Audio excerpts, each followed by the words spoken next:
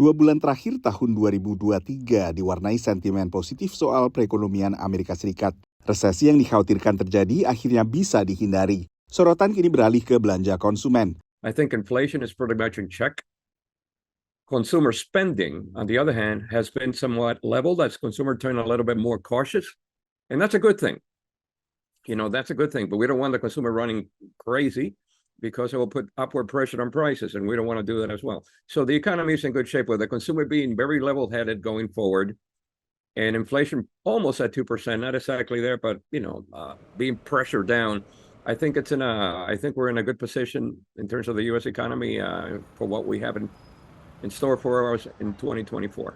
Menurut pantauan Federasi Retail Nasional, semakin banyak konsumen di Amerika Serikat belanja online dan juga belanja awal untuk memenuhi kebutuhan mereka menjelang puncak musim belanja pada Natal dan Tahun Baru.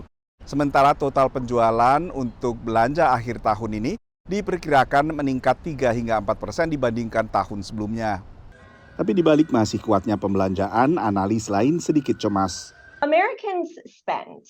That is one thing that we can expect and anticipate the American consumers to do. We spend, and sometimes we spend more than we should. So what we're learning is that Americans would rather dip into their savings and borrow money from the future in order to spend today, rather than to tighten their belts, right? Perusahaan asuransi Allianz menemukan sekitar separuh warga AS berhenti menabung untuk hari tua. Dan bahkan hampir separuh juga telah menarik dana dari tabungan pensiun mereka. What we're seeing is that the savings rate, this is the latest GDP number, the savings rate actually started to fall and continued to fall throughout the year, which means that whatever the GDP contribution from consumption came from is actually on borrowed money. It wasn't on the money that people had on hand. The other thing is credit card balances are at trillions. It's at an all-time high. And the interest that balance is earning is higher than we've seen before. So this is over 20% of interest.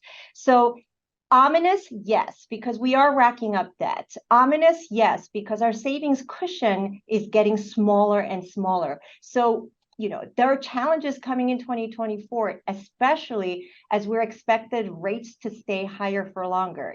Sejumlah perusahaan keuangan termasuk Lending Club dan Secure Saves menemukan bahwa sekitar 60% warga AS hidup pas-pasan, alias gaji hanya cukup untuk bayar tagihan dan berbagai keperluan tanpa ada uang lebih untuk ditabung. Dari Washington DC, Nova Purwadi dan tim VOA.